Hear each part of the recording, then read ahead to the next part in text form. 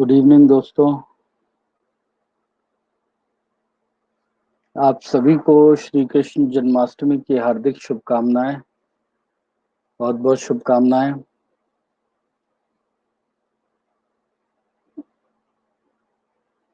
वैसे श्री कृष्ण जन्माष्टमी शासकीय रूप में आज है। वैसे 2 दिनों की जन्माष्टमी थी, क्योंकि कल 11-12 बजे से कुछ अष्टमी लग गई थी और जन्म की अष्टमी मतलब आज दिन तक उसे खत्म हो जाना था, लेकिन ठीक है। जिस दिन जो मना ले उस दिन जन्माष्टमी है। थोड़ी सी चर्चा, अभी लोग जुड़ रहे हैं, 48-47 लोग जुड़े हैं। आप सभी को शुभकामनाएं, सभी को गुड इवनिंग है। अ, थोड़ी सी चर्चा कर लेते हैं। 50 लोग जुड़े हैं और लोग भी जुड़ जाएंगे। अ, किस जन्माष्टमी पे थोड़ी सी चर्चा कर लेते हैं। तो थोड़ा आप सभी को पता है कि विष्णु के अवतारों में से बेसिकली कृष्ण को स्वीकार किया जाता है। धरती पर भगवान विष्णु के द्वारा जो असत्य है, जो शोषण है, उसके नाश के लिए जो है अब तक 9 बार जन्म लिया गया है, आप सभी जानते हैं। और उसी प्रक्रम में भगवान कृष्ण की भी स्थापना हुई थी। यदुवंशीय रूप में स्वीकार किया जाता है। राजपूत वंश से संबंधित होकर के उन्होंने यदुवंश के रूप में अपना पालन पोषण किया था। तो ये क्लेम का विषय है कि वो राजपूत थे या यादव यदुवंशी थे। ये कोई भगवान के स्तर पर क्लेम करने की जरूरत है नहीं। आखिरकार क्यों आज वर्तमान समय में कृष्ण जो है वो राम से ज्यादा प्रासंगिक क्यों हो गए हैं या ज्यादा पूजे क्यों जा रहे हैं, इसको भी समझने की जरूरत है। हालांकि राम की प्रासंगिकता आपके देश में सदैव बनी रहेगी। रामनवमी आप मनाते हैं भगवान राम के उपलक्ष्य में, आप दीपावली भगवान राम के उपलक्ष्य में ही मनाते हैं। लेकिन कृष्ण कहीं ज्यादा मतलब प्रासंगिक ईश्वरों में से आते हैं। उसका कारण यह है कि भगवान कृष्ण जो विष्णु के अवतार हैं, उनमें अवतारों में वो रूप हैं जिन्होंने जन्म से ही चमत्कारों का की स्थापना की। भगवान राम या बाकी जितने भी अवतार हैं, बुद्ध को भी उसमें लिया जाता है, जितने भी अवतार हैं उनमें कहीं भी किसी ने जन्म से ही यह प्रक्रम स्थापित नहीं किया। लेकिन भगवान कृष्ण वे थे जिन्होंने अपने पूरे जीवन चमत्कारों की स्थापना की। और येन केन प्रकारेण मतलब किसी भी प्रकार से अपने लक्ष्य तक पहुंचने में सक्षम होते थे। महाभारत के युद्ध में भी आपने उनकी भूमिका देख रखी है। उनकी नैतिकता कर्म नहीं बल्कि परिणाम के स्तर पर स्थापित होती थी, कि उसका परिणाम अंतिम जो है वो सत्य के रूप में स्थापित हो। बाकी व्यवहारों के स्तर पर वहां पर पक्ष स्थापित नहीं होता था। इसीलिए आज आप देख लीजिए जितने बड़े मंदिर हैं उसमें कृष्ण के ही रूपों को अलग अलग पूजा जाता है। आप तिरुपति बालाजी चले जाइए, वो भी कृष्ण का ही रूप है। मथुरा वृंदावन में है ही है। पर यही कारण है कि हम चूंकि वर्तमान जीवन में उसी प्रकार का जीवन यापन कर रहे हैं, कलयुग वासी हैं हम लोग, तो इस कारण से कृष्ण की वह भावना हमारे स्तर पर विद्यमान है कि हमें किसी तरीके से लक्ष्य की प्राप्ति करनी है। और लगता है वो सारे व्यवहार कर दें जिससे भगवान कृष्ण प्रसन्न हो जाएं। और जिस तरीके से महाभारत के युद्ध में उन्होंने पांडवों को सीमित होकर के भी जिता दिया था, वैसे ही आपके सीमित प्रयासों से आपको वहां आपके लक्ष्य तक पहुंचा दें। हालांकि आप सभी के लिए यह ईश्वर से कामना है कि आप अपने उद्देश्यों में सफल हों, लक्ष्य की प्राप्ति करें। विषय पर अपने आ जाते हैं। काफी लोग जुड़ चुके हैं, 70 लोग जुड़ चुके हैं। अब मुझे लगता है विषय पर आना चाहिए हम लोगों को। जब हम अपने विषय पर चर्चा कर रहे हैं तो कल आप पहले तो एक प्रश्न आपको किया दिया था जिसको मुझे लगा कि आप लोगों ने शायद समझा नहीं या समझने की कोशिश नहीं की, जिस कारण से कहीं ना कहीं उत्तर में वे पक्षों की स्थापना नहीं हो पाई जो पक्ष मैं आप लोगों से अपेक्षा कर रहा था कि आप उसमें शामिल करेंगे। वहां पर हमने आपसे कहा था कि जो नियोजन के प्रकार हैं, उन प्रकारों में किस प्रकार की प्रकृति हमें नियोजन, भारतीय नियोजन में दिखती है। मतलब उन नियोजन का परिलक्षण कहां पर हमारे यहाँ होता है नियोजन के प्रक्रम में, मैंने ये पूछा था। मतलब केंद्रीकृत नियोजन है या विकेंद्रीकृत नियोजन है, स्थिर नियोजन है या आवर्ती नियोजन है, लक्ष्य नियोजन है या परिचयात्मक नियोजन है। इस तरीके की चीजों की हम आपसे बात कर रहे थे, लेकिन मुझे किसी के उत्तर ने संतुष्ट नहीं किया। कई सारे लोगों ने नियोजन के उन्हीं रूपों को प्रस्तुत करके हमें प्रदान किया। हालांकि मैं थोड़ा सा असंतुष्ट जरूर हूं, बहुत सारे लोग सलाह मशवरा जरूर दे रहे हैं अपने ग्रुप पर, नया सिलेबस पुराना सिलेबस। मैं ये कह रहा हूं कि ज्यादा इम्पोर्टेंट यह है कि पहले जब तक आप चीजों को समझेंगे नहीं, लिखेंगे नहीं, तब तक आपको नए पुराने से कोई मतलब नहीं है। और हमने आपसे कहा कि मेरा उद्देश्य प्रीलिम्स और मेंस दोनों को कवर करना है, एक बड़े पार्ट को। हालांकि प्रीलिम्स का डेटा एनालिसिस उस लेवल पर नहीं हो पाएगा यहाँ पर, लेकिन फिर भी मेरा प्रयास है कि उन लक्ष्यों को हम करें। मेरे ख्याल से 4-5 लोग लिख रहे हैं, बाकी लोग आराम से जो है डांडिया खेल रहे हैं, दही हांडी फोड़ रहे हैं। और एक समय ऐसा आएगा जब खुद फूट जाएंगे। तो मेरा ये अनुरोध है कि लिखने की प्रक्रिया मत छोड़िए। जितना ज्यादा लिखेंगे, यही होगा कि मैं कहूंगा कि आपका उत्तर अप टू द मार्क नहीं है, इसमें संशोधन की समय, तो संशोधन कर लेंगे हम। लेकिन लिखने से पीछे मत आइए। असली एग्जाम इस परीक्षा का मुख्य परीक्षा ही है, और जितना व्यवस्थित आपकी मुख्य परीक्षा रहेगी, उतने ही जल्दी आपका प्रीलिम्स भी निकलेगा। इस बात को समझिएगा, ठीक है। हालांकि हम आपको इसका उत्तर बता देते हैं कि आपको किस तरीके से इसके उत्तर को स्थापित करना है, ताकि आप अपने इस उत्तर के प्रक्रम में स्थापित हो सके कि किस प्रकार का उत्तर इसमें लिखा जाएगा। ये एक ऐसा प्रश्न है जिसमें नियोजन के प्रकारों का परिलक्षण किस प्रकार से भारतीय नियोजन में होता है, इसकी बात की जा रही थी। तो इस बात को समझने की कोशिश कीजिएगा कि नियोजन सदैव परिस्थिति जनित संसाधनों के उचित उपयोग से जुड़ा हुआ है और उन परिस्थितियों में निश्चित किए गए लक्ष्यों को प्राप्त करने से जुड़ा हुआ है।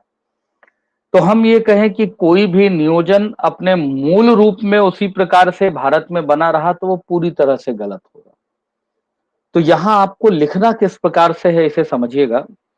यहां लिखेंगे आप इस तरीके से कि नियोजन वह माध्यम है जिससे देश अपने संसाधनों का लक्ष्य उन्मुख प्रयोग सुनिश्चित करता है तथा सामाजिक आर्थिक प्रगति की स्थापना करता है।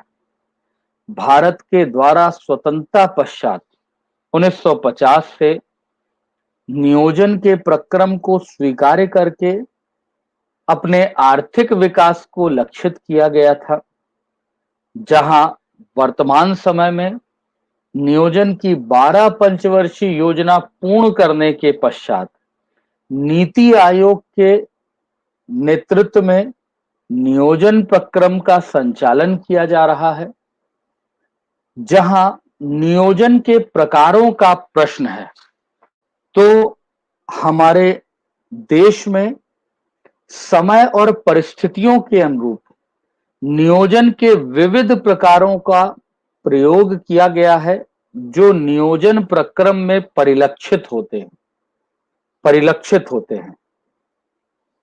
प्रारंभिक स्तर पर जब देश स्वतंत्र हुआ था और नियोजन को अपनाया गया था, तो त्वरित स्तर पर सामाजिक आर्थिक लक्ष्यों को प्राप्त करने का लक्ष्य रखकर नियोजन की स्थापना की गई थी, जहां प्रारंभिक 5 से 6 पंचवर्षीय योजनाओं में हमें लक्ष्य नियोजन का दृष्टिकोण अधिक परिलक्षित होता है, परंतु 7वीं 8वीं परियोजना, पंचवर्षीय परियोजना से परिचयात्मक इंडिकेटिव प्लानिंग, मतलब पंचवर्षीय से आगे जाकर के लक्ष्यों का परिचयात्मक नियोजन के लक्षण भी हमें परिलक्षित होते हैं, और वर्तमान समय में नीति आयोग के दृष्टिकोण प्रपत्र में एक 15 वर्षीय योजना प्रक्रम को पूर्णतया परिचयात्मक नियोजन के लक्ष्यों के साथ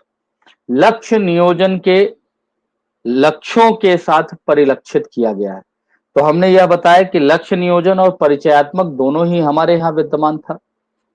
इसी में आगे लिखिएगा कि केंद्रीय और विकेंद्रीकृत नियोजन के स्तर पर भी समान लक्षण भारतीय नियोजन के इतिहास में परिलक्षित होते हैं, जहां जहां योजना आयोग के नेतृत्व में प्रारंभिक पंचवर्षीय योजनाओं में केंद्रीय और विकेंद्रीय की बात कर रहे हैं, ठीक है। 8वीं पंचवर्षीय योजना से नहीं है, अभी विनय रुक जाइए, थोड़ा बोल लेने दीजिए, ठीक है। प्रारंभिक पंचवर्षीय योजना में योजना आयोग के नेतृत्व में प्रारंभ से ही केंद्रीकृत नियोजन की स्थापना की गई थी। आपने क्या कहा था केंद्रीकृत में कि एक केंद्रीय संस्था योजनाओं का निर्माण करती है, ठीक है। वहीं राष्ट्रीय विकास परिषद जैसी संस्थाएं जिनमें राज्यों का नेतृत्व था, अंशतः विकेंद्रीकरण को प्रेरित कर रही थी तथा वर्तमान समय में बने नीति आयोग के माध्यम से सहकारी संघवाद की अवधारणा को प्रेरित कर योजनाओं के विकेंद्रीकृत स्वरूप को अधिक प्रोत्साहित और प्रेरित किया जा रहा है। तो वहां केंद्रीकृत और विकेंद्रीकृत रूप में भी आपको परिलक्षित होगा। अब आ जाइएगा स्थिर और आवर्ती के स्तर पर। आप बताएंगे कि हमारे पंचवर्षीय योजना के विकास प्रक्रम में मुख्यतया स्थिर नियोजन की व्यवस्था को स्वीकार किया गया था, परंतु नियोजन के आवश्यकता जनित स्वरूप में हमने वार्षिक योजनाएं, आवर्ती योजनाओं के अतिरिक्त पंचवर्षीय योजनाओं में भी लक्ष्यों का जो परावर्तन है वो अगली पंचवर्षीय योजना में प्रेरित किया है।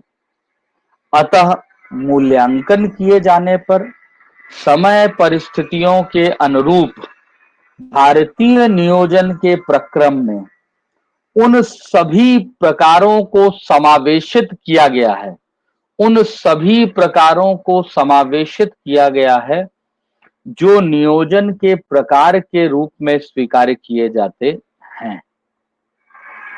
तो यहां याद रखिएगा कि नियोजन के जितने भी प्रकार बताए गए हैं, एक 70 वर्ष के नियोजन के इतिहास क्रम में भारत में उन सभी प्रकार के नियोजन के प्रक्रम को स्वीकार किया गया है।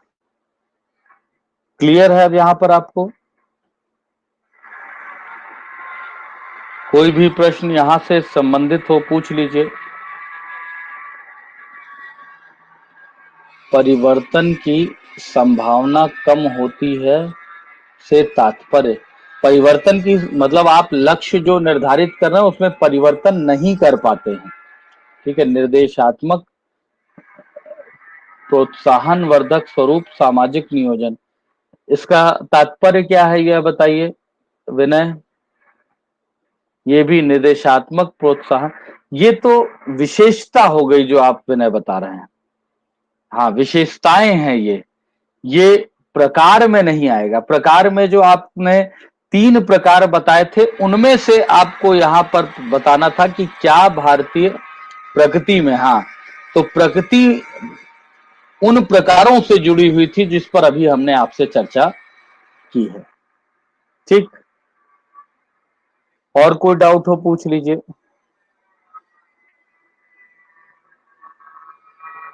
आगे बढ़ जाए हम, अनुमति है? चलिए नेक्स्ट क्वेश्चन पर आएगा। भारतीय नियोजन की विशेषताओं पर भारतीय नियोजन की विशेषताओं पर प्रकाश डालिए।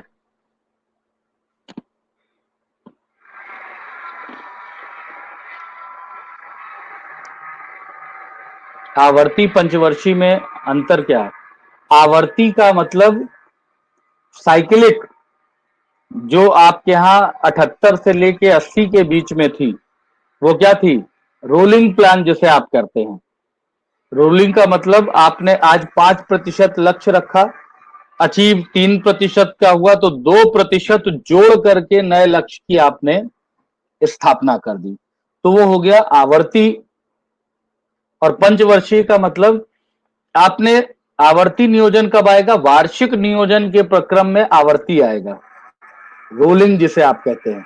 और पंचवर्षीय में आप 5 वर्ष के स्तर पर कोई लक्ष्य का निर्धारण कर रहे हैं। उसमें क्या होगा, अब इसे समझिएगा। जैसे अगर हम बात करें, कोविड 2020 को खा गया पूरी तरह से। अब अगर पंचवर्षीय योजना का प्रक्रम अगर आप स्वीकार कर रहे होते, तो इसको भरने के लिए आगामी जो है वर्षों में आप उस अंतराल को भर सकते थे। लेकिन आवर्ती के स्तर पर तो आप इन दौरान कोई भी लक्ष्य अचीव कर ही नहीं पाएंगे। तो जो अगले वर्ष का लक्ष्य निर्धारित करेंगे, उसमें इस वर्ष के लक्ष्य को जोड़ करके नया लक्ष्य स्थापित करेंगे। ठीक ठीक है पीयूष। 5 ईयर प्लान स्थिर नियोजन के अंतर्गत आएगा क्या? बिल्कुल याद रखिए, यह स्थिर नियोजन का ही परिचायक है यहां पर। ठीक, और पूछ लीजिए, और कोई प्रश्न हो तो आगे बढ़ जाएं हम लोग।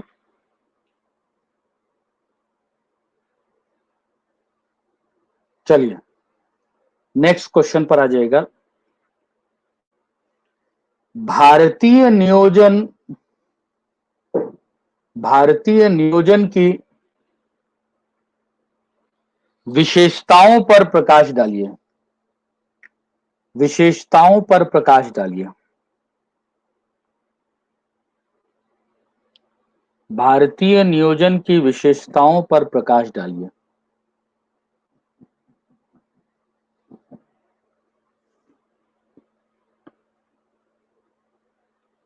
भाई ईशु जी पूछ रहे हैं क्लास स्टार्ट हो गई है क्या? वीडियो नहीं चल रहा है क्या? वीडियो सबको दिखाई दे रहा है? ऑडियो वीडियो सभी को दिखाई दे रहा है? ऑल क्लियर है।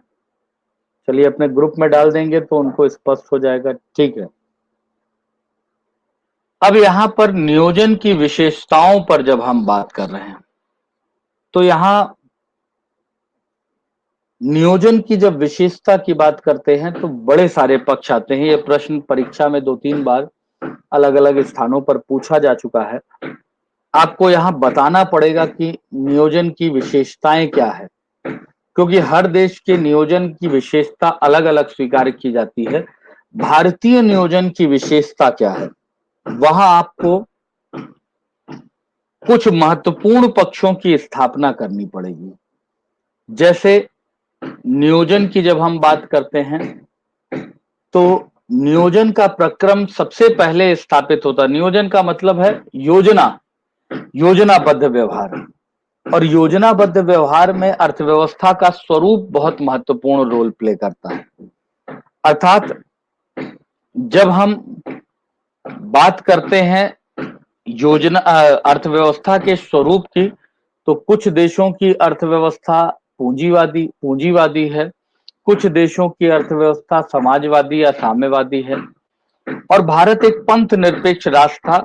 तो भारत के द्वारा पंथ निरपेक्षता की दृष्टि से कहीं ना कहीं इस पक्ष को स्वीकार किया गया कि अर्थव्यवस्था और लोकतांत्रिक व्यवस्था के अंतर्गत इस बात को स्वीकार किया गया कि 2 वर्षों की गुलामी के बाद संरक्षणकारी नियोजन की आवश्यकता है। और उसने यह माना था कि पूंजीवादी और समाजवादी दोनों प्रकार के नियोजनों में अपनी पृथक पृथक विशेषताएं हैं। अर्थात वो विशेषताएं नियोजन को कहीं ज्यादा समृद्धशाली बना सकती हैं अगर उन्हें संयुक्त किया जाए। तो आपको पता है कि लोकतांत्रिक राष्ट्रों में सबसे पहला राष्ट्र फ्रांस था जिसने मिश्रित अर्थव्यवस्था के स्वरूप को अपनाया था। भारत भी वही राष्ट्र है जिसने मिश्रित अर्थव्यवस्था के स्वरूप को अपनाया और नियोजन के प्रक्रम में भी उसने इस बात का ध्यान रखा कि जिन स्थानों पर एक बड़े वर्ग के हित का प्रश्न निहित है वहां पर केंद्रीकृत व्यवस्था विद्यमान रहे और जिन स्थानों पर प्रतिस्पर्धा कहीं ना कहीं बाजार उन्मुख हो सकती है, निजी क्षेत्रों को लाभ हो सकता है, वहां पर उसने निजी क्षेत्रों को संरक्षण दिया। इस प्रकार के व्यवहार की उसने स्थापना की। तो पहली व्यवस्था हमारे अर्थव्यवस्था के स्वरूप से जुड़ी हुई है जो मिश्रित अर्थव्यवस्था के रूप में नियोजन का संचालन करती है। दूसरी चीज जब हम बात करते हैं तो हमारे यहां नियोजन का जो स्वरूप है वह निर्देशात्मक है। निर्देशात्मक कैसे है? तो योजना आयोग की जब हम बात कर रहे थे तो केंद्रीय स्तर पर एक संस्था थी जो योजना का निर्माण कर रही थी, लेकिन राज्य के स्तर पर उसे योजना के संचालन में कोई अधिकार नहीं था। तो वो क्या कर रही थी? वह निर्देश दे रही थी किसको? राज्यों को, कि आप इस प्रकार की योजनाओं का संचालन अपना करें। में आपका नीति आयोग आया। नीति आयोग भी उसी प्रकार से स्थापित हुआ, लेकिन उसने सहकारी संघवाद को स्वीकार किया, अर्थात समन्वय का पक्ष अधिक प्रबल बन गया जब हम यहां पर समन्वय के पक्ष पर स्थापित होते हैं तो वो ज्यादा प्रबल बन गया और वहां पर परामर्शदात्री स्वरूप में नियोजन की प्रतिस्थापना की गई है। ठीक है। तीसरे पक्ष की बात करते हैं तो नियोजन निर्देशात्मक है अर्थात आदेशात्मक नहीं है, और जब आदेशात्मक नहीं है तो वह प्रोत्साहन मूलक व्यवहार कर रहा है। मतलब हम अपने नियोजन के प्रक्रम में जितने भी आर्थिक क्षेत्र हैं, सामाजिक क्षेत्र हैं अर्थव्यवस्था से जुड़े, उन सबको वृद्धि करने के लिए प्रेरित हो रहे हैं। उन सबको वृद्धि करने के लिए प्रेरित होने से क्या तात्पर्य है? तो हम इस पक्ष की स्थापना करते हैं कि हमारे यहां जो व्यवहार अपनाया जा रहा है उसमें हम इस पक्ष की स्थापना कर रहे हैं कि हम सार्वजनिक क्षेत्र को भी प्रोत्साहन दें और निजी क्षेत्रों को भी समान प्रोत्साहन दें, और उस प्रोत्साहन के माध्यम से हम आर्थिक विकास ही नहीं बल्कि सामाजिक विकास को भी प्रोत्साहित कर रहे हैं। इसके अलावा जब हम बात करते हैं आपके नियोजन के स्वरूप की, तो विकेंद्रीकृत स्वरूप है। वीडियो रुक के चल रही है, ऐसा है क्या? वीडियो रुक रहा है क्या? वीडियो सभी को आ रहा है? ऑल क्लियर है? चलिए ठीक ठीक। तो हम ये मानते हैं कि हमारे नियोजन का स्वरूप विकेंद्रीकृत है, अर्थात जो भी कार्य व्यवहार अब किया जा रहा है वह कहीं ना कहीं राज्यों की सहमति के आधार पर किया जा रहा है। फिर हमारे नियोजन में समग्र विकास की अवधारणा को स्वीकार किया गया है। वह केवल आर्थिक विकास प्रेरित नहीं करता है बल्कि आर्थिक विकास के साथ साथ वहां सामाजिक विकास के तत्वों को भी समावेशित किया गया है ताकि देश का समग्रतापूर्ण विकास सुनिश्चित हो सके।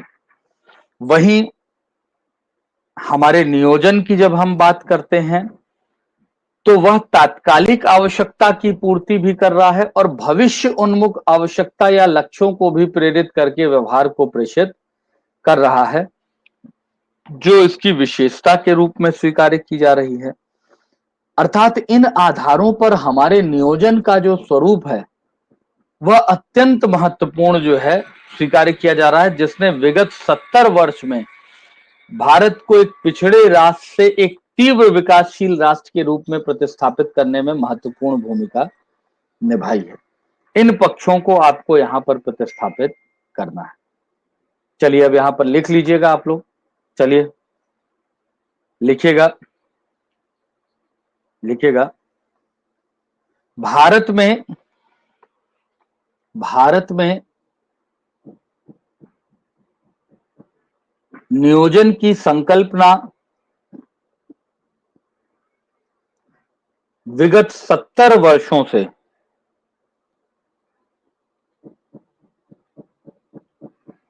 विद्यमान है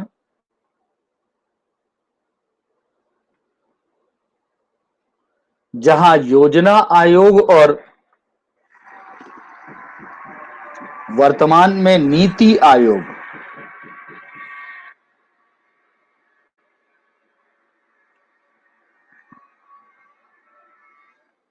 योजना आयोग और वर्तमान में नीति आयोग राष्ट्रीय लक्ष्यों का निर्धारण कर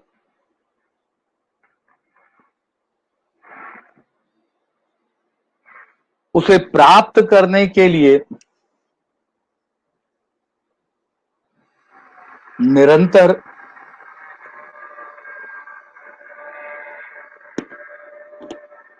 प्रयासरत रहे हैं,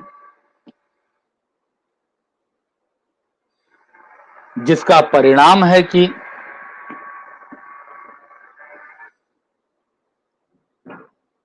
वर्तमान समय में भारत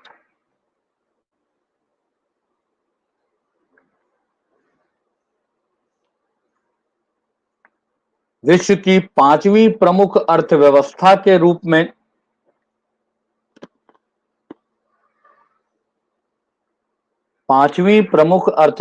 के रूप में प्रतिस्थापित होने में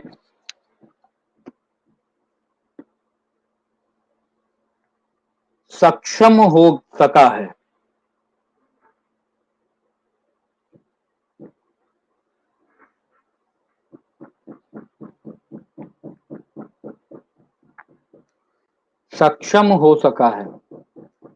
भारतीय नियोजन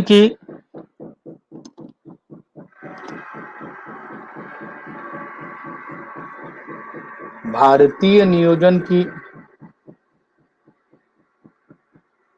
विशेषताओं का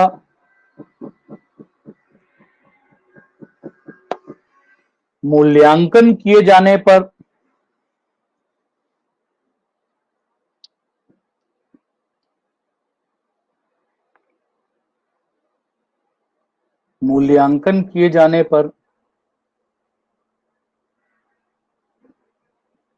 नियोजन की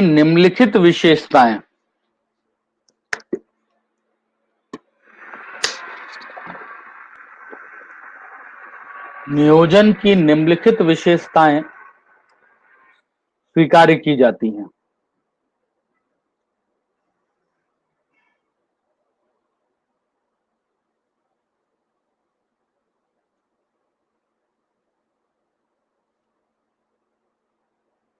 पॉइंटर बना करके लिखेगा। भारत द्वारा प्रारंभ से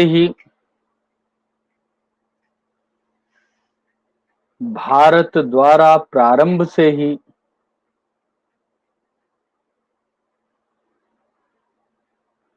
मिश्रित अर्थव्यवस्था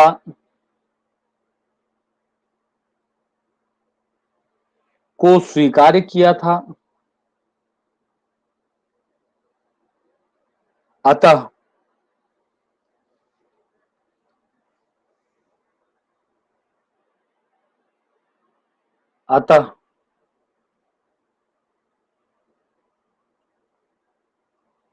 नियोजन में पूंजीवादी व समाजवादी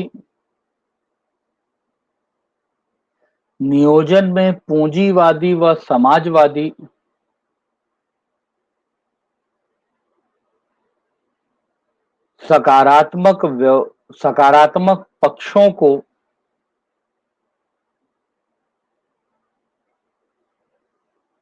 समावेशित किया गया है।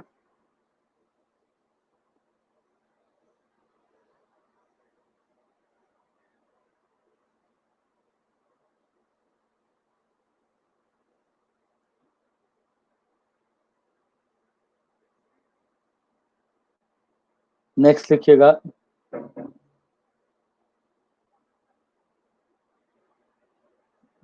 लिखिएगा।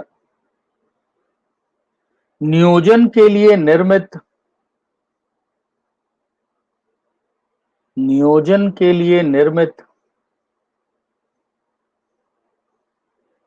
संस्थाओं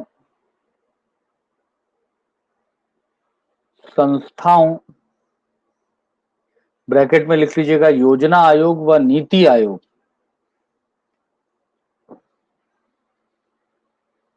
संस्थाओं के स्तर पर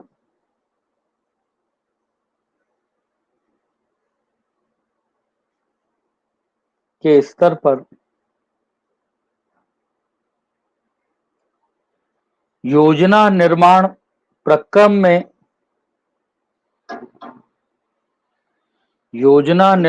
प्रक्रम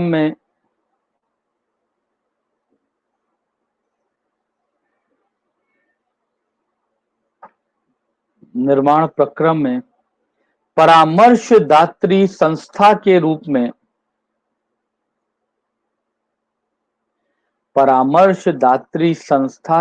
में भूमिका निभाई जाती रही।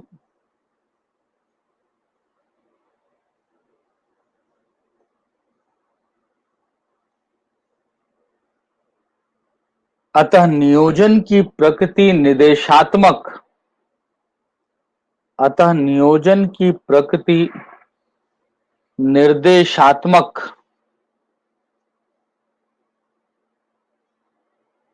निर्देशात्मक स्वीकार की जाती है।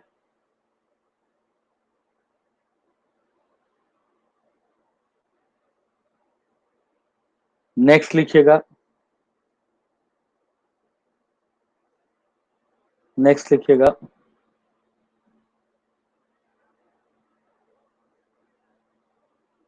नियोजन के अंतर्गत केंद्रीय संस्थाओं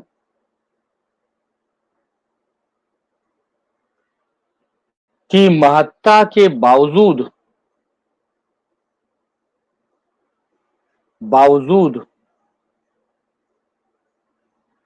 राज्यों के सहयोग और सहमति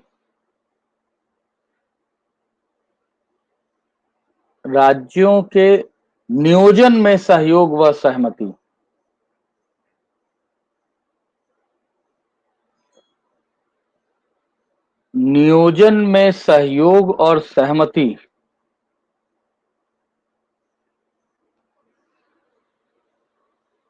पर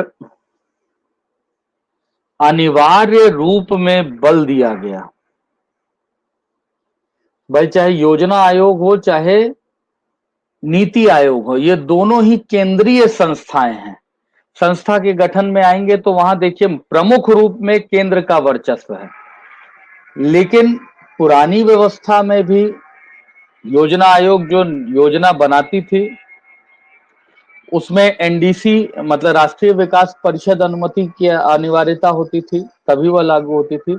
और वर्तमान समय में गवर्निंग काउंसिल, जिसे आप शासी परिषद कहते हैं, वह विद्यमान है जो कहीं ना कहीं राज्यों की सहभागिता को सुनिश्चित कर रही। ब्रैकेट में लिख लीजिएगा राष्ट्रीय विकास परिषद व शासी परिषद जैसी संस्थाएं। राष्ट्रीय विकास परिषद व शासी परिषद जैसी संस्थाएं। नेक्स्ट लिखिएगा,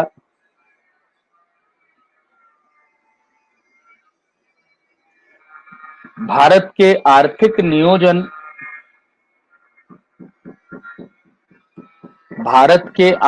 नियोजन का स्वरूप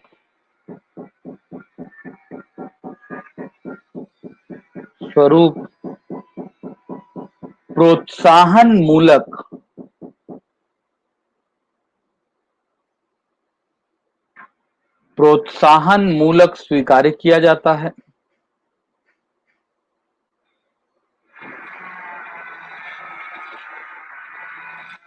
प्रोत्साहन मूलक स्वीकार किया जाता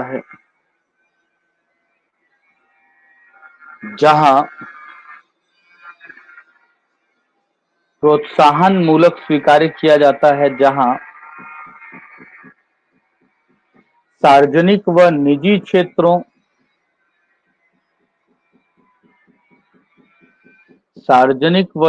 क्षेत्रों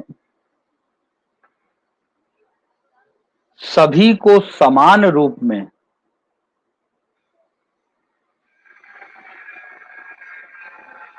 संरक्षण प्रदान किया जाता है।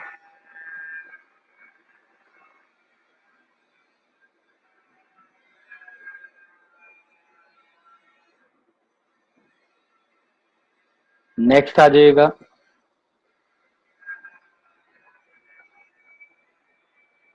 भारत के आर्थिक नियोजन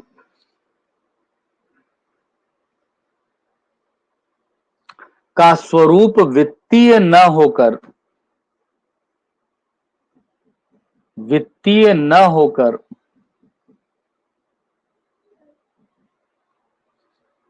भौतिक प्रकृति का स्वीकार किया जाता है।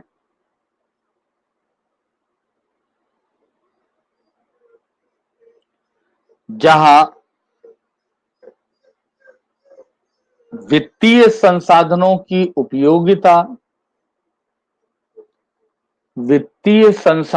की उपयोगिता सुनिश्चित करने के उद्देश्य से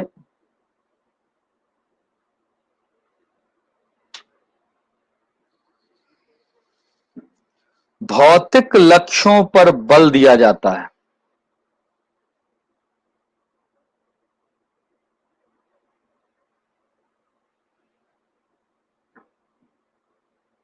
नेक्स्ट आ जाइएगा,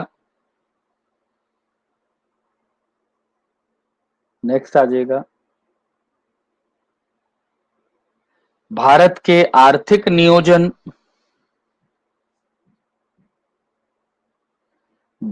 के आर्थिक नियोजन के द्वारा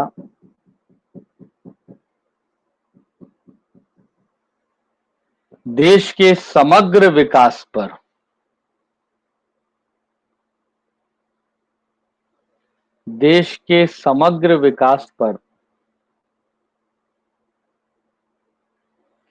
बल दिया जाता है।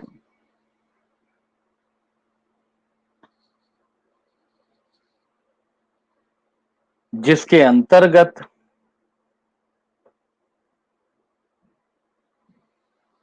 आर्थिक व सामाजिक दोनों ही विषयों पर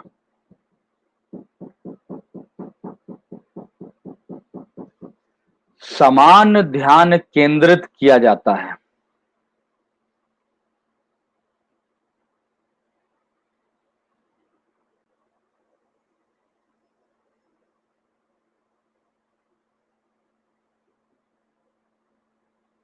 नेक्स्ट आ जाइएगा, भारतीय नियोजन के अंतर्गत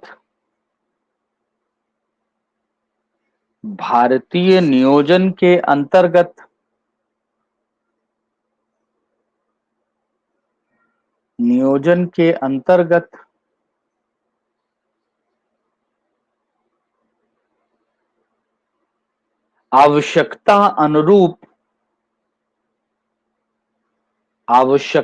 अनुरूप केंद्रीकृत व विकेंद्रीकृत स्थिर व आवर्ती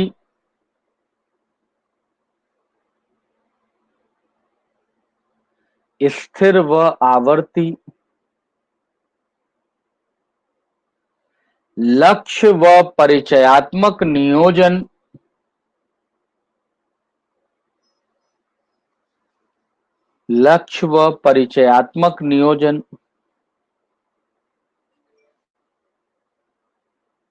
प्रकारों को समायोजित किया गया है।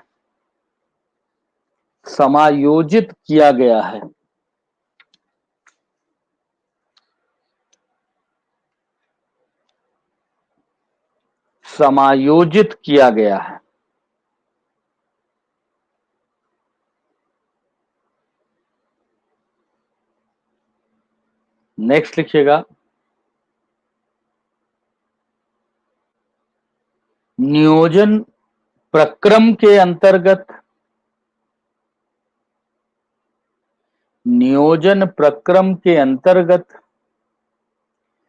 देश के संघीय स्वरूप बनाए रखने, देश के संघीय स्वरूप को बनाए रखने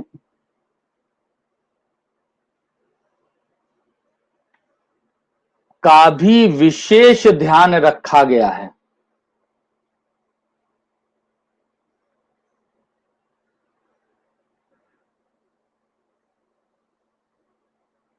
विशेष ध्यान रखा गया है,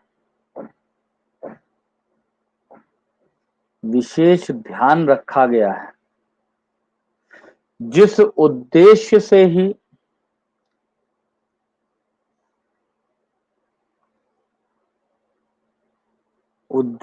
ही पूर्व में योजना आयोग के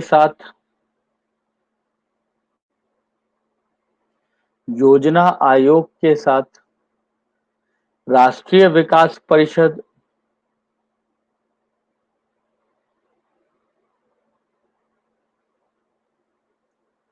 तो वहीं वर्तमान में नीति आयोग के साथ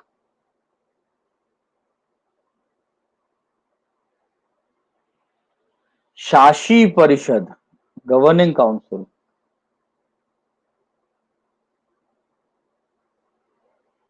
शासी परिषद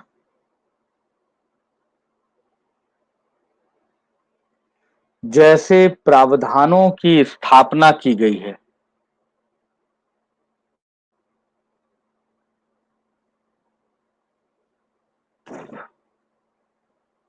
जैसे प्रावधानों की स्थापना की गई है।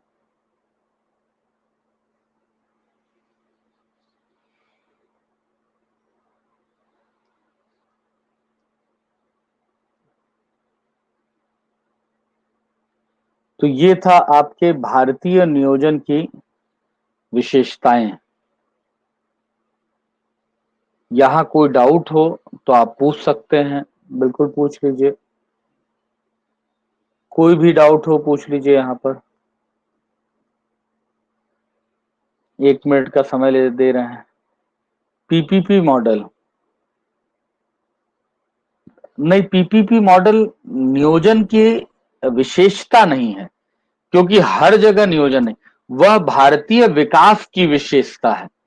आज हम हर क्षेत्र में पब्लिक प्राइवेट पार्टनरशिप जिसे आप कहते हैं, मतलब आप उसमें किसको ले रहे हैं, सरकार के द्वारा पब्लिक पार्टनर्स को भी वहां पर लेकर के जो है विकास को स्थापित किया जा रहा है। तो आज देखिए कि बड़ी सारी चीजों को आउटसोर्स कर दिया जा रहा है निजी क्षेत्रों के लिए।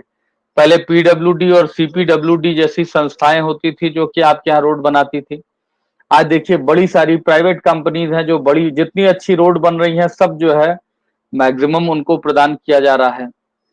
ठीक है, तो यहाँ याद रखिएगा पीपीपी मॉडल हमारे उसकी आर्थिक नियोजन की विशेषता नहीं है, वो विकास का एक प्रकार है जिसमें आप पीपीपी के अंतर्गत स्थापित करते हैं। ठीक है, भौतिक लक्ष्य का मतलब यह हो गया कि जो प्रदर्शित हो, मतलब जो स्थापित हो, जिन्हें आप विजुअलाइज कर सकते हो, उन लक्ष्यों की स्थापना की जा रही है।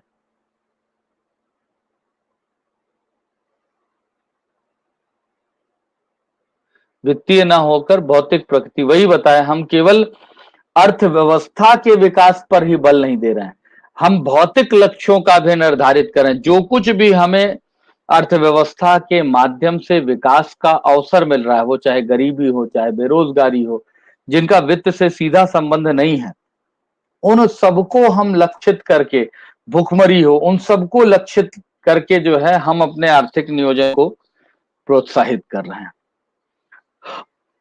ठीक है, और कुछ पूछना हो पूछ लें,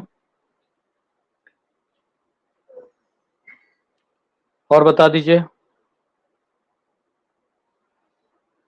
प्रोत्साहन मूलक का मतलब यह है कि अर्थव्यवस्था के विकास के लिए आपकी जो नियोजन का प्रक्रम है वो फैसिलिटेट कर रहा है कि जो भी क्षेत्र उत्पादन से जुड़े हुए हैं, क्योंकि अर्थव्यवस्था उत्पादन से संचालित होती है, उनको और ज्यादा उत्पादन का अवसर प्रदान किया जाए। तो वहां आज की डेट में गवर्नमेंट ने किसी को यह आदेश नहीं दिया कि आप देख लीजिए कोविड में आप मास्क बनाइए या सैनिटाइजर बनाइए, स्वीकार कर रहे हैं। आदेशात्मक तो यह थी कि आपके यहाँ प्रारंभिक स्तर पर मास्क और सैनिटाइजर नहीं मिल रहा था तो सरकार कह देती कि अब सब लोग जो है जितने भी इस तरीके की संस्थाएं हैं जो बना सकती हैं वो सब बनाए। सरकार ने किसी को नहीं ऐसा कहा। जो सरकार के अधीन संस्थाएं थी वहां उसने किया, निजी क्षेत्रों को उसने जो है इस बात पर बल दे दिया कि वह बनाने के लिए पूरी तरह स्वतंत्र है। लेकिन आपको पता है कि सैनिटाइजर जैसी चीज पर 18% उन्होंने लगा दिया जीएसटी कि भैया आप बनाइए, बिल्कुल बिकेगा भी और आप उसका एक हिस्सा सरकार को भी दीजिए। वर्तमान समय में आपके यहाँ जो सोम डिस्टिलरी थी उसके मालिक ऑलरेडी एक महीने से ऊपर जेल में रह करके अभी शायद बेल मिल गई है उनको, जो इसी प्रक्रम के अंतर्गत है। तो हम प्रोत्साहन, हम प्रमोट कर रहे हैं। आज आपकी अर्थव्यवस्था का जो स्वरूप है वो सार्वजनिक क्षेत्रों से बदल करके निजी क्षेत्रों की तरफ, मतलब निजीकरण की तरफ जा रहा है 1991 के रिफॉर्म्स के बाद। तो अब हम लगातार संरक्षणवादी दृष्टिकोण से हैं कि हम कैसे फैसिलिटेट करें कि ज्यादा से ज्यादा उत्पादन हो। मेक इन इंडिया, भारत में आइए, बनाइए, आप विश्व में चाहे भारत में कहीं बेचिए, ठीक है। सहकारी संघवाद भी नियोजन में शामिल है। अब आप याद कीजिए जो आपने संघीय स्वरूप लिखा है वो सहकारी संघवाद का पहले भी था, लेकिन प्रबलता नहीं थी। आपको पता है कि राष्ट्रीय विकास परिषद जो थी, बिना राष्ट्रीय विकास परिषद से अनुमति पाए हुए योजना आयोग की किसी योजना का क्रियान्वयन नहीं हो सकता था। अब यहां पर क्या है, उसने पूरी योजनाएं बना ली, उसको कहां भेज दी, एनडीसी के पास भेज दी। एनडीसी क्या करेगा, उसमें हर राज्य अपने अपने अनुसार उसमें संशोधन देते थे, सारे संशोधन हो नहीं सकते थे। तो स्वाभाविक था कि कुछ संशोधन होते थे और बहुत सारे संशोधन नहीं होते थे। आज जब नीति आयोग की बात कर रहे हैं तो उसमें हो क्या रहा है, तो योजनाओं के निर्माण प्रक्रम में ही राज्यों की सहभागिता स्थापित हो रही है, जिसके कारण से विवाद का प्रक्रम जो योजना आयोग में विद्यमान था वह नहीं हो रहा है। तो ऐसा नहीं है कि पुरानी व्यवस्था में सहकारी संघवाद नहीं था, पुरानी व्यवस्था में था लेकिन सीमित था। आज की व्यवस्था में उसका जो स्वरूप है वो पहले से कहीं ज्यादा बढ़ गया है, ठीक है। विकेंद्रीकृत का मतलब डिसेंट्रलाइज, डिसेंट्रलाइज का मतलब केवल नीति आयोग ही नीति नहीं बना रहा, उससे जुड़े हुए राज्य, संघ शासित क्षेत्र विशेषज्ञों का समावेश कर रहे हैं। स्थानीय निकायों से मांगी जा रही है चीजें कि आप बताइए हमें क्या योजना निर्माण में क्या संशोधन करना चाहिए। तो अब योजना केंद्रीय अर्थात कोई संस्था नहीं बना रही, सभी की सहभागिता आपके योजना निर्माण के स्तर पर स्थापित हो रही है, ठीक। और कोई प्रश्न हो पूछ लीजिए। राष्ट्रीय लक्ष्य, राष्ट्रीय लक्ष्य आपने ऑलरेडी देख लिए कि राष्ट्रीय लक्ष्य आवश्यकता जनित होते हैं, जिसमें दीर्घकालिक और अल्पकालिक दोनों हो सकते हैं। जैसे आज अल्पकालिक लक्ष्य की बात की जाए तो कोविड है आपके लिए, आज अल्पकालिक लक्ष्य की बात की जाए तो राष्ट्रीय सुरक्षा है आपके लिए। समाचार चैनलों पर रोज ही भारत चीन के बीच में युद्ध हो रहा है उनके अनुसार। तो आज की आवश्यकता हमारी इससे है, ठीक है। फिर एक बड़े स्तर पर प्रवासी वापस लौटे हैं, उनको संरक्षण दिया जाना है। एक बड़े स्तर पर औद्योगिक इकाइयों का क्षरण हुआ है लॉकडाउन के कारण, उनको संरक्षण दिया। ये तात्कालिक लक्ष्य हैं। दीर्घकालिक लक्ष्यों में क्या है, भारत को पूर्णतः आत्मनिर्भर बना दिया जाए। अभी भी हमारा जो है जो आयात निर्यात है वो संतुलित रूप में नहीं है। इसके अलावा निर्यात उन्मुख अर्थव्यवस्था बनाया जाना हमारा दीर्घकालिक लक्ष्य है। हम देश में गरीबी और बेरोजगारी का निराकरण कर सकें, हम देश में एचडीआई मानक को आदर्श स्तर पर स्थापित करने के लिए तत्पर हो सकें। हमारे देश में जो आर्थिक असमानता है, आपने कल 5-6 पार्ट जो लक्षित किए वो सब जो है क्या है, हमारे राष्ट्रीय लक्ष्य हैं जिनको अचीव करने के लिए योजनाओं का निर्माण किया जाता है। तो तात्कालिक परिवर्तनशील होते हैं और दीर्घकालिक परिवर्तनशील नहीं होते हैं। और बढ़ रहे हैं तो इसे पूंजीवाद को बल मिल रहा है।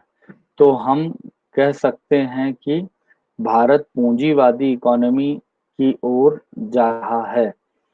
आपके यहाँ रिलायंस के बाद किसका नंबर है दूसरे स्थान पर? हमारे अभी भी सार्वजनिक क्षेत्र की इकाई, आपको पता है, महारत्न, नवरत्न, मिनी रत्न, ये वो संस्थाएं हैं जो कि आज भी सरकार को एक बड़ी मात्रा में लाभ प्रेरित कर रही हैं, स्वीकार कर रहे हैं। ठीक है, तो जब हम बात करते हैं, इंडियन ऑयल है दूसरे नंबर पर, तो इंडियन ऑयल कॉरपोरेशन जो है वो दूसरे स्थान पर है। ओएनजीसी नहीं है, इंडियन ऑयल कॉरपोरेशन है दूसरे स्थान पर। अभी फोर्ब्स की जो अभी आई थी टॉप 500, उसकी बात कर रहे हैं। तो हम जब बात कर रहे हैं तो याद रखिए, निजीकरण को कभी भी, पहली चीज, गलत दृष्टिकोण से मत लीजिए। पूंजीवादी अर्थव्यवस्था के स्वरूप को कभी गलत दृष्टिकोण से मत लीजिए। आज आपकी अर्थव्यवस्था संरक्षणकारी दृष्टिकोण में विद्यमान है, इसलिए हम बार बार समाजवादी लक्ष्यों की बात करते हैं। भाई, देश में 22% गरीबी रेखा के नीचे जीवन यापन लोग कर रहे हैं। अभी भी आपकी आपकी और अमेरिका के प्रति व्यक्ति आय में कुछ नहीं तो मेरे ख्याल से 100 गुने का अंतर होगा। 100 गुना तो ज्यादा हो गया, लेकिन कई गुने का अंतर जरूर विद्यमान है, 20 गुना तो होगा ही होगा। तो ऐसी अवस्था में भारत अभी इसके लिए तैयार नहीं है कि भारत की अर्थव्यवस्था पूरी तरह से पूंजीवादी अर्थव्यवस्था बन जाए। निश्चित रूप में जैसे जैसे आप विकास करेंगे, भारत का स्वरूप पूंजीवाद की तरफ अग्रसरित होगा, निजीकरण का विस्तार होगा, और निजीकरण कभी भी बुरा नहीं होता है। याद रखिएगा, जब हम लाभ के लिए कोई कार्य करेंगे, छोटा सा एग्जांपल ले लेते हैं, कंट्रोल से जो आप चीनी प्राप्त करते होंगे और जो आप 40 रुपए किलो बाजार से खरीदते होंगे, कंट्रोल में मेरे ख्याल से 18, 20, 22 रुपए की चीनी मिल रही होगी, मुझे एग्जैक्ट पता नहीं है, इसलिए मैं अनुमान लगा रहा हूं। और क्योंकि मुझे जो थॉट प्रोसेस में है वो 14-16 रुपए का था, अब कितना है नहीं पता। और वहीं आप जब 40 रुपए की चीनी खरीद रहे हैं तो बाकायदे 18 रुपए है, ठीक है, तो वहां बाकायदे बिल्कुल परिष्कृत रूप में बड़े दाने वाली अच्छी पैकिंग के साथ चीनी मिल रही है। और में आपको चीटे उटे छांटने पड़ेंगे, कंकड़ पत्थर छांटने पड़ेंगे, उसमें मॉइस्चर की मात्रा बनी रहेगी, लेकिन वो मिठास आपको जरूर देगी, आपको ये जरूर एहसास कराएगी कि ये चीनी है। ठीक, अर्थात जब आपकी पेइंग कैपेसिटी हो जाएगी तो आप गुणात्मक चीजें लेंगे। जैसे आप कपड़ा लेने के लिए जाते हैं, कपड़ा लेने के लिए जाते हैं, जूता लेने के लिए जाते हैं, कॉपी पेन ये सब जब लेने जाते हैं तो आप गुणात्मक चीजें देखते हैं। मतलब मुझे याद है, मैं जब मेरे ख्याल से 12th या ग्रेजुएशन फर्स्ट ईयर में था, उस दौरान जो है रोटोमैक नाम की एक पेन आई थी।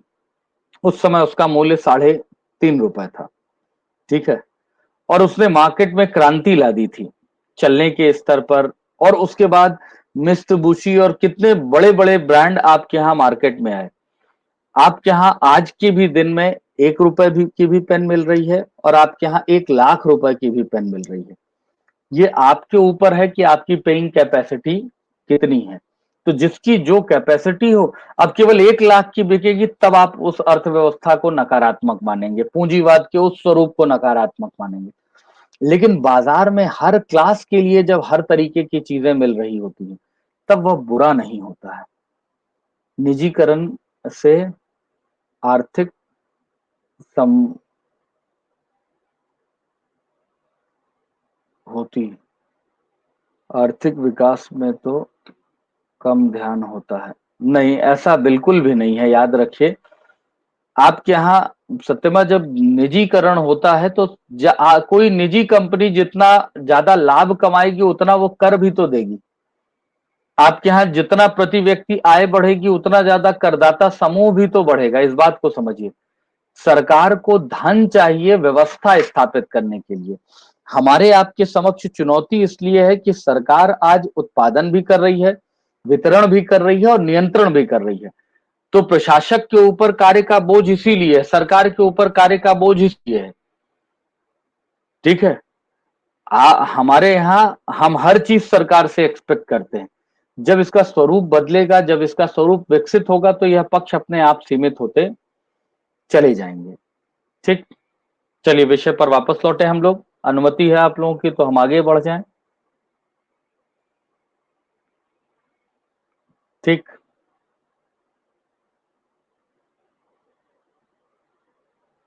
बढ़ जाएं आगे, अनुमति है।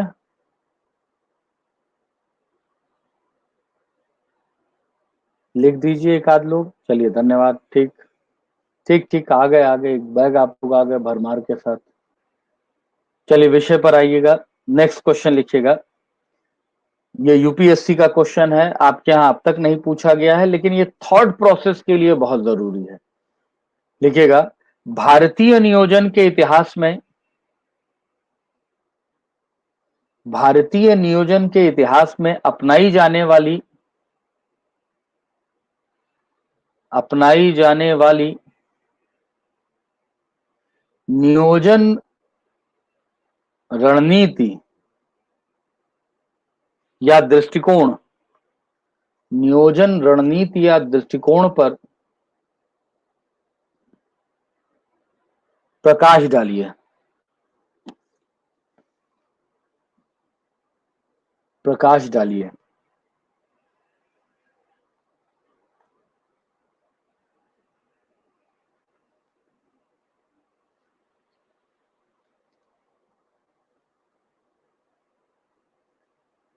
अब यहां याद रखिएगा, ये एक ऐसा प्रश्न है जो कि वस्तुतः प्रीलिम्स से जुड़ा नहीं है, मेन से ही पूरी तरह से जुड़ा है, लेकिन यह वह प्रश्न है जिसके माध्यम से आप भारतीय नियोजन की रणनीति या कंसेप्चुअल पार्ट को जानने में पूरी तरह से सक्षम हो सकते हैं। किन रणनीतियों का या किन लक्ष्यों का निर्धारण किन उद्देश्यों से प्रेरित होकर के किया जा रहा है, यह जानने में आप सक्षम हो पाएंगे। ठीक है, एक होमवर्क में क्वेश्चन लिखेंगे आप लोग, ताकि इसे बता पाए। लिखिएगा, क्वेश्चन लिखिएगा,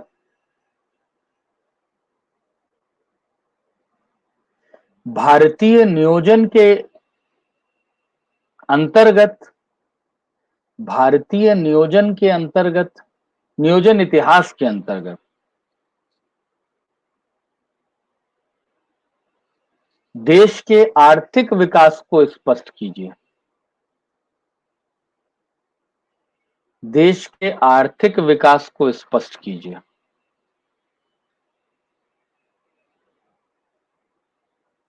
आर्थिक विकास को स्पष्ट कीजिए।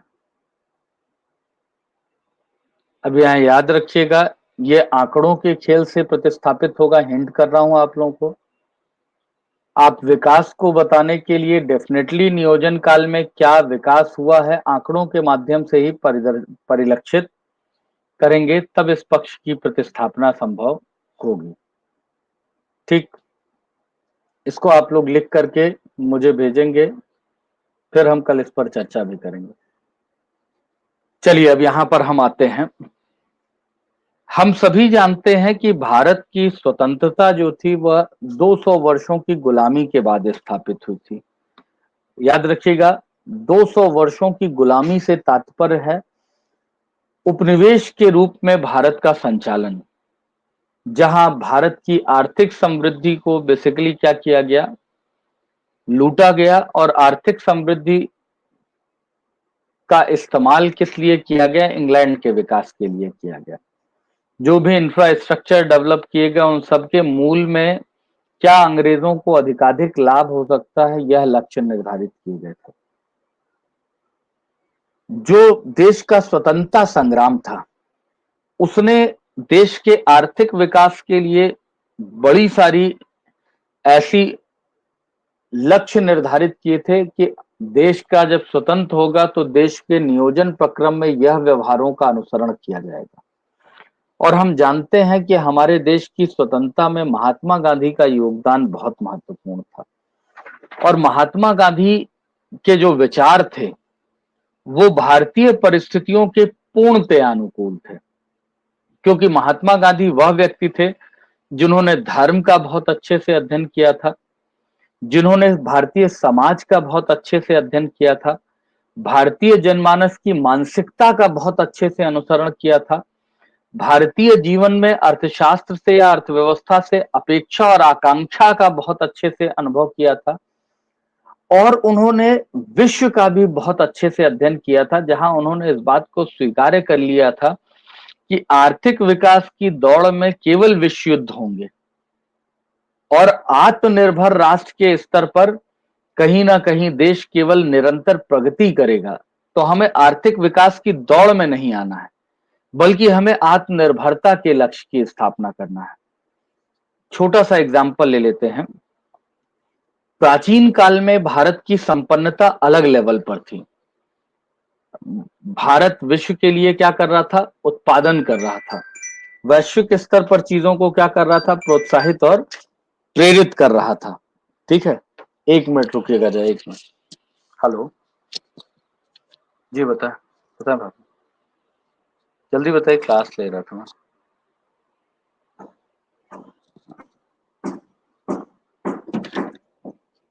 ठीक है, तो मैंने आपको बताया कि जो भारत था उस समय इस दौड़ में नहीं था कि हम विश्व में अग्रणी बन जाएंगे। भारत विश्व में अग्रणी बनने के लिए उस दौर में प्रयास नहीं कर रहा था, बल्कि हम अपना सरप्लस जो था, ठीक है, हम जो हमारा जो सरप्लस था हम वो केवल दूसरे को दे रहे थे और उनके लिए वो उतना ज्यादा आवश्यक था कि उससे हमारी समृद्धि अपने आप जुड़ी हुई थी। ठीक है,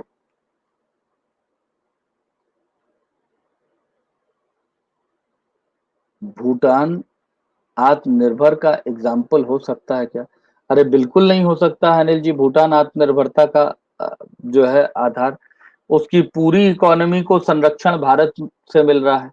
तो भूटान को आप आत्मनिर्भर नहीं कहते हैं। भूटान जैसे देश कहीं ना कहीं आप कह सकते हैं परलक्षी रूप में विद्यमान है कि दूसरे के लक्ष्य को पूर्ण करने के लिए अपने अस्तित्व का संचालन कर रहे हैं।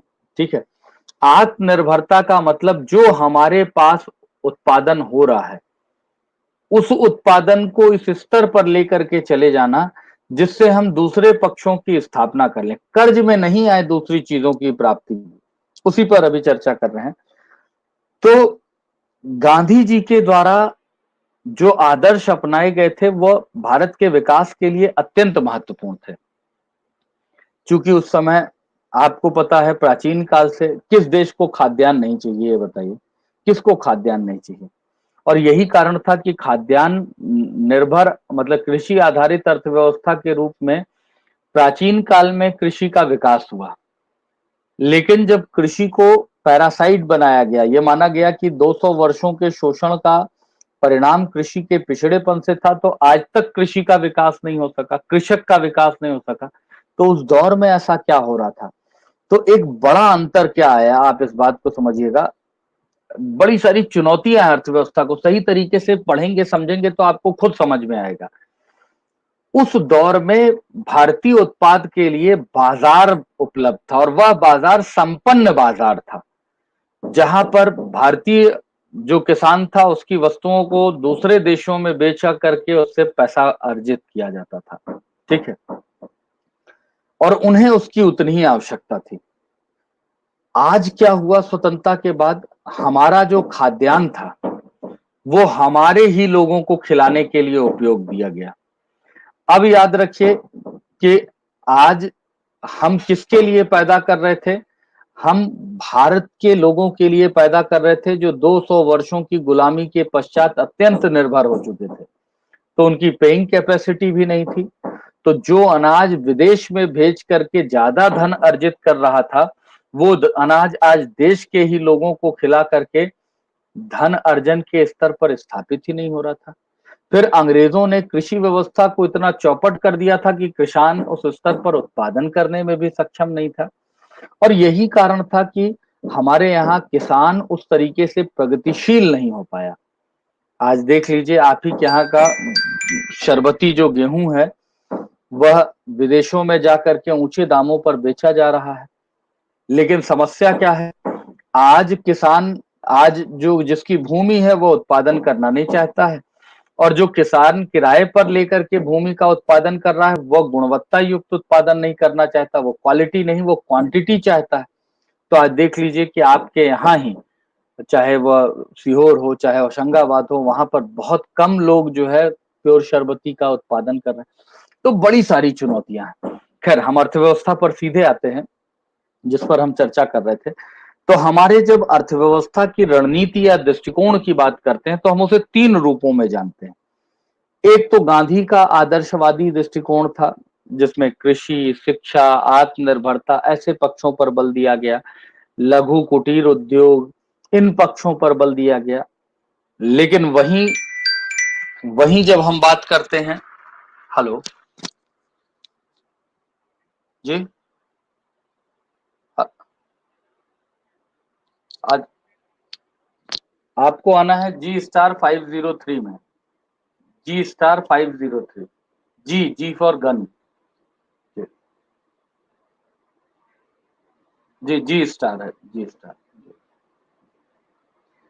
जी फॉर गन।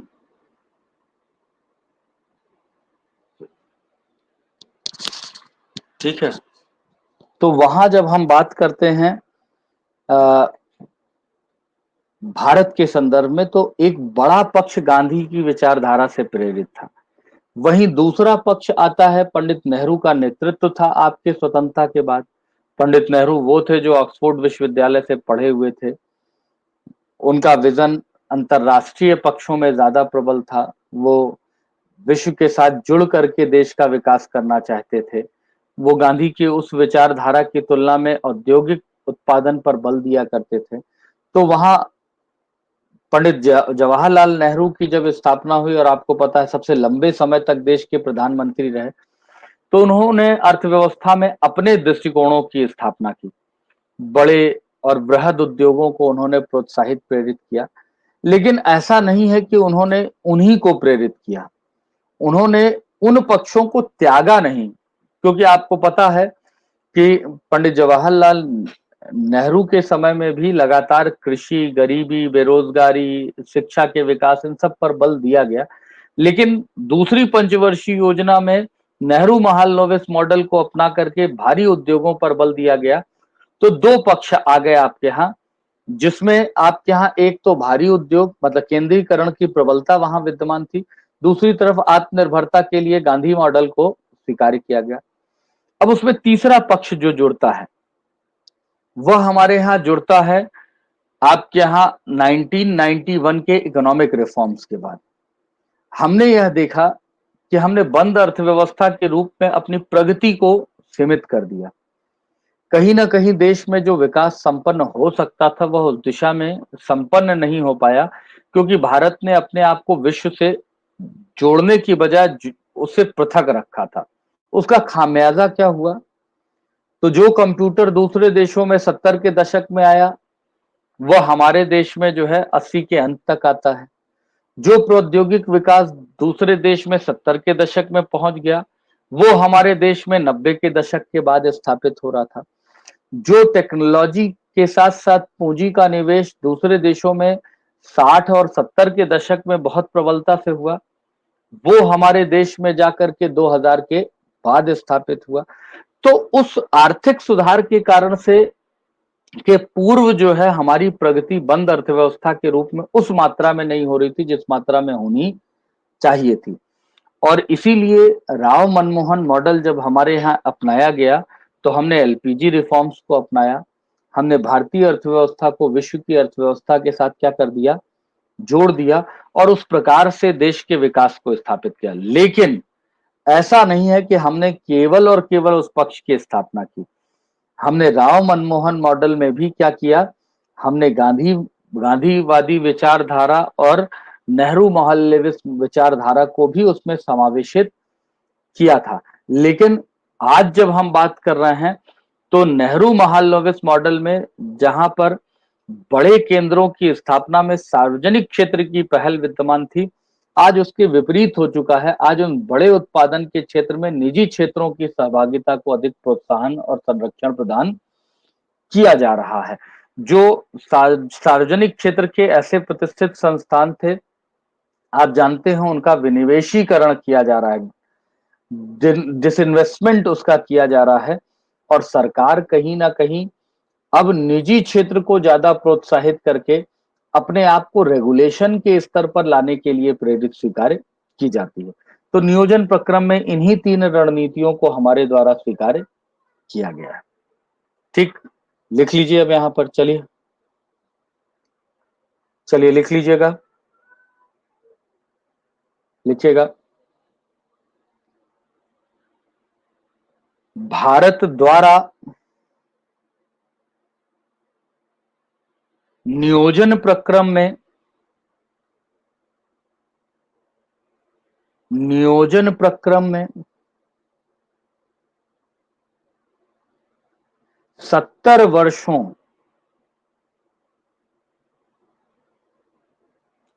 70 वर्षों के विकास क्रम में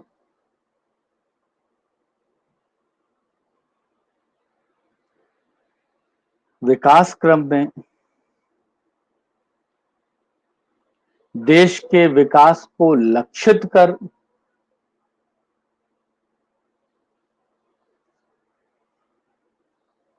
लक्षित कर लक्षित कर अलग अलग रणनीतियों अलग अलग रणनीतियों का अनुसरण किया है। अलग अलग रणनीतियों का अनुसरण किया है,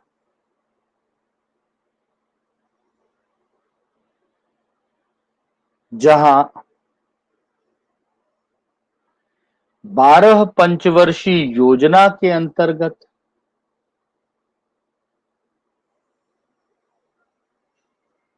मुख्यतया 3 रणनीतियों को 3 रणनीतियों को अपनाया गया है,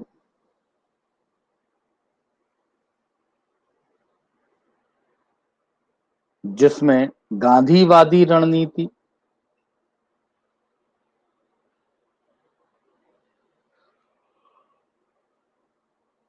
नेहरू महालनोबिस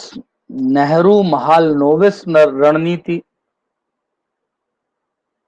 नेहरू महालनोबिस रणनीति और राव मनमोहन रणनीति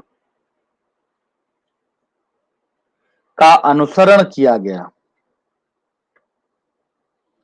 का अनुसरण किया गया अनुसरण किया गया। लिखिएगा, पहले पैराग्राफ में गांधीवादी रणनीति पर लिखिएगा।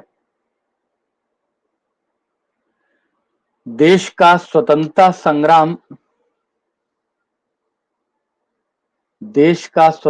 संग्राम महात्मा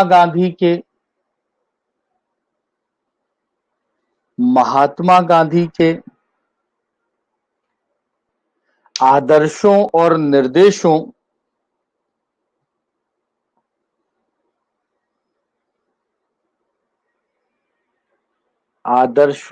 निर्देशों से प्रेरित था, जिसकी झलक हमें नियोजन पर स्पष्ट परिलक्षित होती है।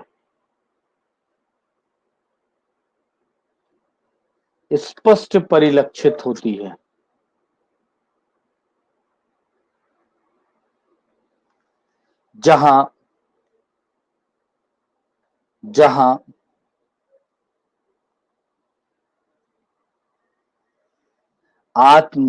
भारत की आत्मनिर्भरता,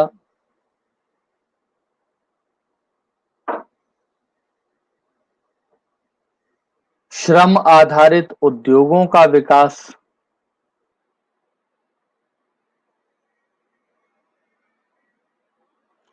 लघु कुटीर उद्योगों लघु कुटीर उद्योगों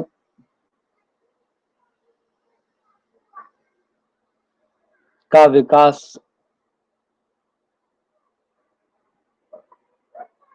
कृषि क्षेत्र को प्राथमिकता,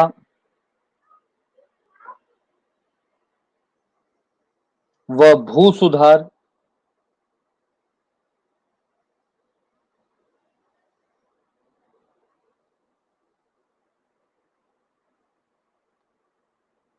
राष्ट्रीय उत्पाद संरक्षण,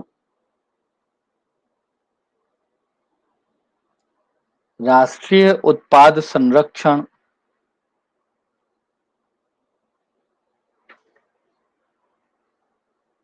आर्थिक के साथ सामाजिक विकास,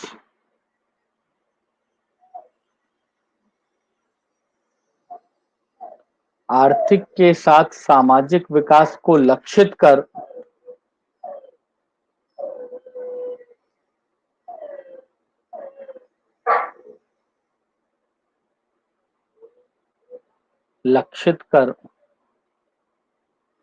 नियोजन को प्रेरित किया था।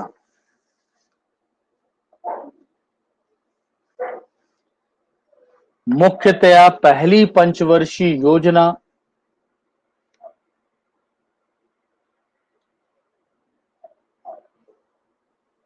से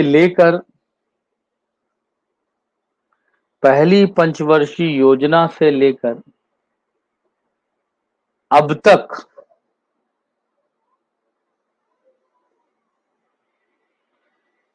विविध पंचवर्षीय योजना में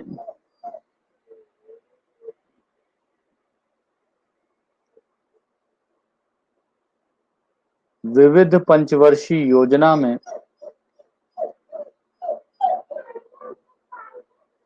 विविध पंचवर्षीय योजना में इनके लक्षण अनिवार्य रूप में दृष्टिगत होते हैं।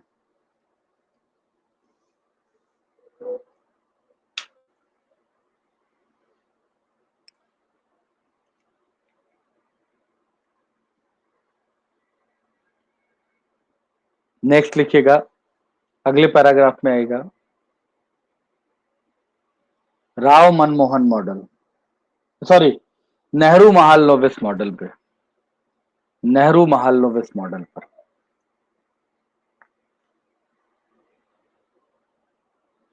पंडित नेहरू स्वतंत्रता पश्चात दीर्घकाल तक पंडित नेहरू स्वतंत्रता पश्चात दीर्घकाल तक देश के प्रधानमंत्री थे,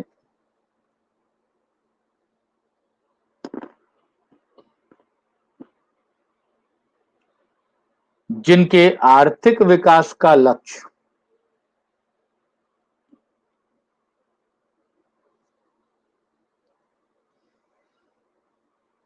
गांधीवादी विचार से कुछ स्तरों पर या गांधीवादी दृष्टिकोण से कुछ स्तरों पर पृथक था,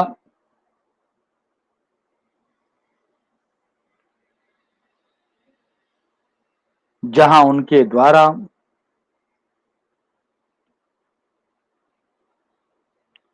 पूंजीगत उत्पादों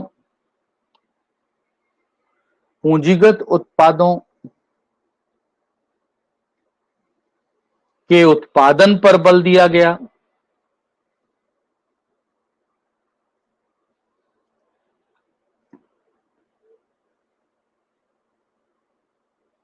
जिसके लिए उन्होंने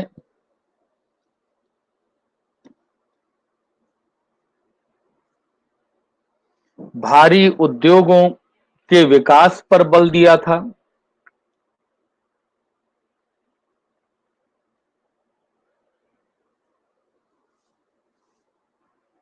वहीं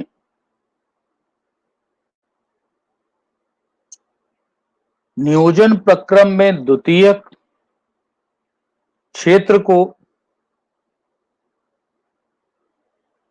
अधिक संरक्षण देकर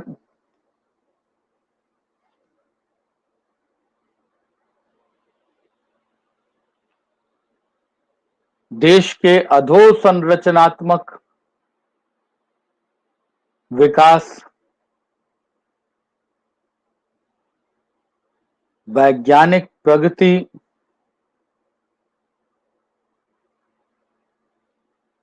उद्योगों की बहुलता,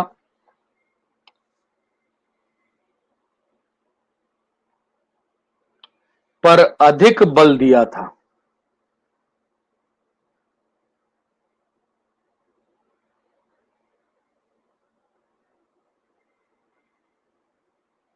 तो ये हो गया नेहरू महालनोबिस रणनीति।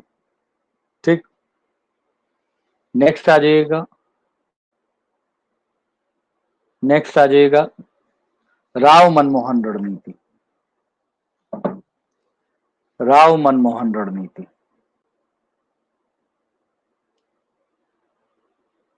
राव मनमोहन रणनीति लिखिएगा इसमें।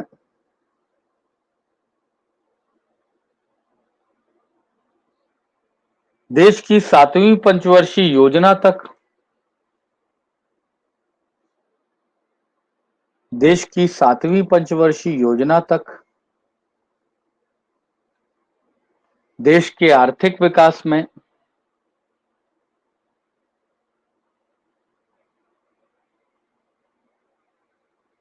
प्रारंभिक दो रणनीतियों के मिश्रित स्वरूप का, प्रारंभिक दो रणनीतियों के मिश्रित स्वरूप के का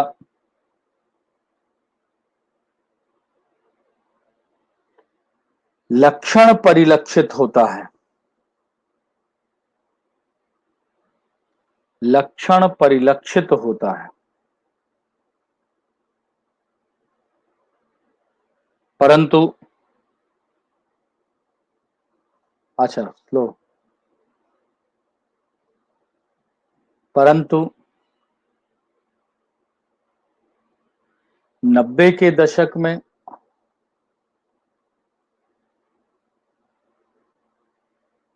बदले आर्थिक परिदृश्य में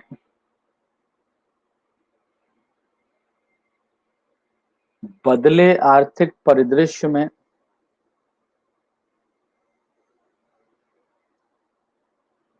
बदले आर्थिक परिदृश्य में भारत के आर्थिक विकास के लिए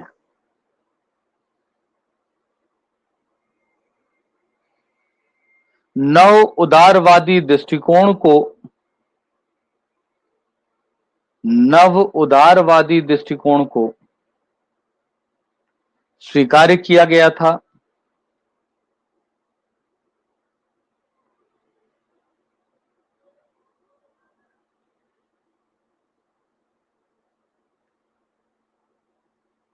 स्वीकार किया गया था।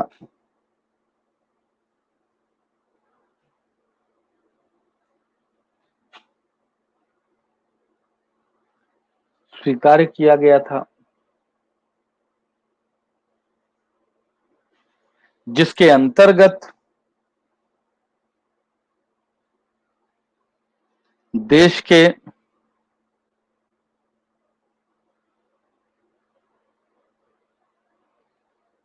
देश के आर्थिक विकास के लिए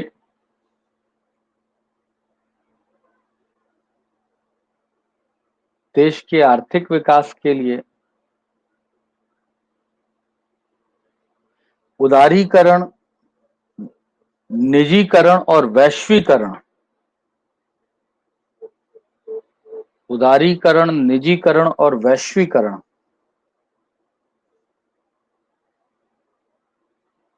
उदारीकरण, निजीकरण और वैश्वीकरण को स्वीकार किया गया। ब्रैकेट में लिख लीजिए 8वीं पंचवर्षीय योजना से, जिसे 12वीं पंचवर्षीय योजना तक,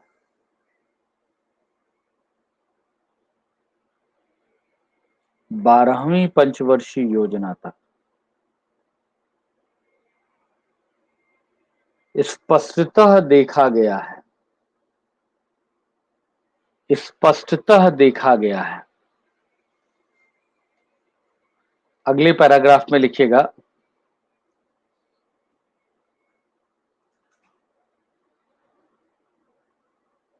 परंतु नीति आयोग के विकास प्रक्रम में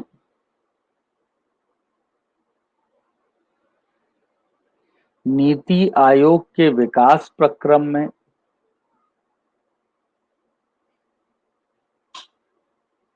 हम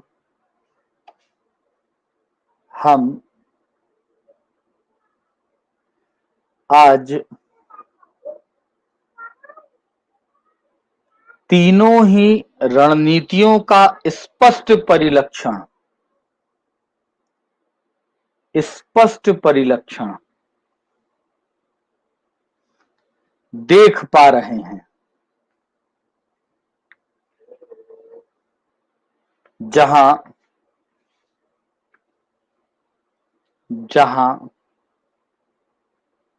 देश निरंतर आत्मनिर्भरता के स्तर को आत्मनिर्भरता के स्तर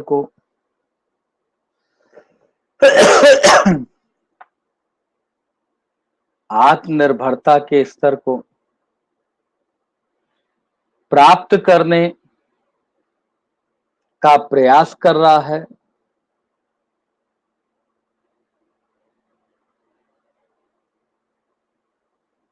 तो वहीं वैश्वीकरण को भी प्रोत्साहित किया जा रहा है।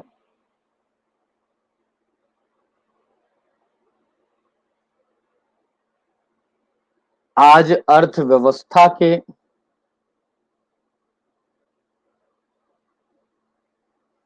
सामाजिक विकास के मुद्दों को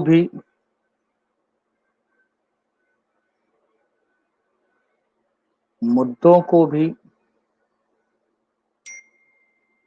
आर्थिक पक्ष के समान ही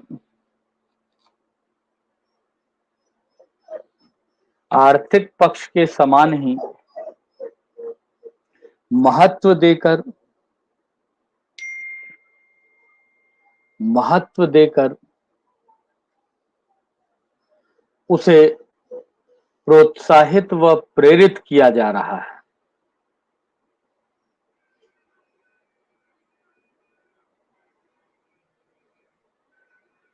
अतः नियोजन काल में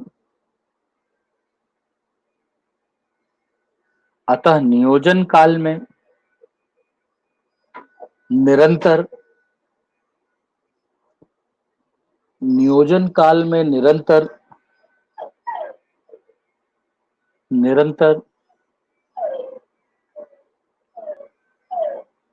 पृथक रणनीतियों को अपनाकर व उन्हें संयुक्त कर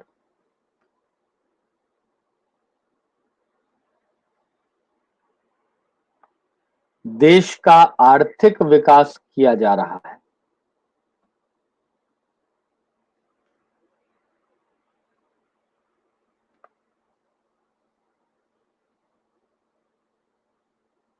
आर्थिक विकास किया जा रहा है।